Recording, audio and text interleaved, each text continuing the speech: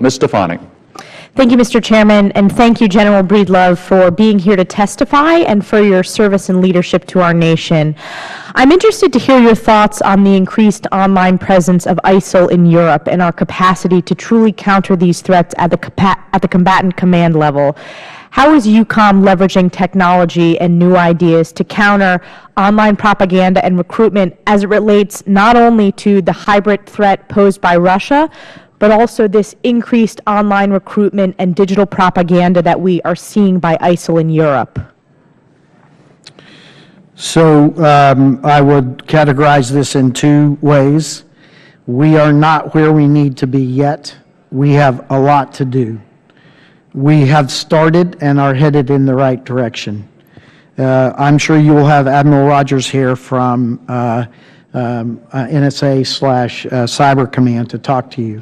He has been a magnificent partner in that he has taken the approach of pushing capacity and capability to the combatant commanders so that the combatant commanders can individually focus and target that capability and capacity. In this open forum, I'll have to stop there on what that looks like, but let me assure you that the Admiral has a wonderful focus on how he's going to do this for us. But we have a lot farther to go. Inside of EUCOM itself, again, in an open forum, I will tell you that we have several venues where we are using exquisite tools to get after this problem set. And I'll just stop there. Again, not enough yet, but we have started this process. So as much as you can say in an open forum, what tools do you need? How will increased ERI funding assist in the area? Broadly, can you give us guidance? So ma'am, ERI is more focused on our allies and how we fight there. I will have to have my staff get back to your staff. I don't want to misstate. I'm not sure that there is this specific capability. There are capabilities in cyber, but what you're talking about, I cannot definitively speak to that. I'll have my staff contact your staff on that. Great. Rather than misstate.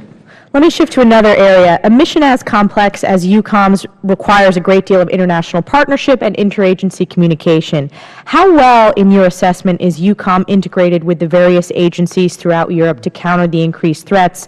And would you say there is a solid unity of effort between partners and agencies to counter the challenges posed by a resurgent Russia and the various unconventional threats that face Europe today? Ma'am, this is a place I'm very proud of our command. We are well integrated, and a portion of it is because this command made a decision years ago to develop a distinct branch of our command called J9, where we pull in all of the other agencies. It's a little mini agency, and we pay for their presence in order to ensure that we have connections to law enforcement, FBI, and a lot of other agencies which we'll not mention here.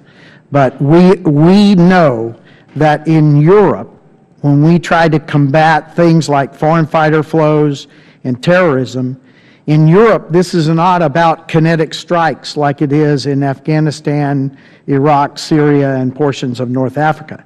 In Europe, this is about integrating with the highly capable legal, judicial, and police systems of Europe. And so we have invested distinctly in this capability to have connective tissue to the other nations of Europe. And so this is a place where EUCOM, before my time, I do not take the credit except for that we have expanded it and continue to fund it before me, but leaders before me have seen the wisdom and the value of this interagency approach in Europe.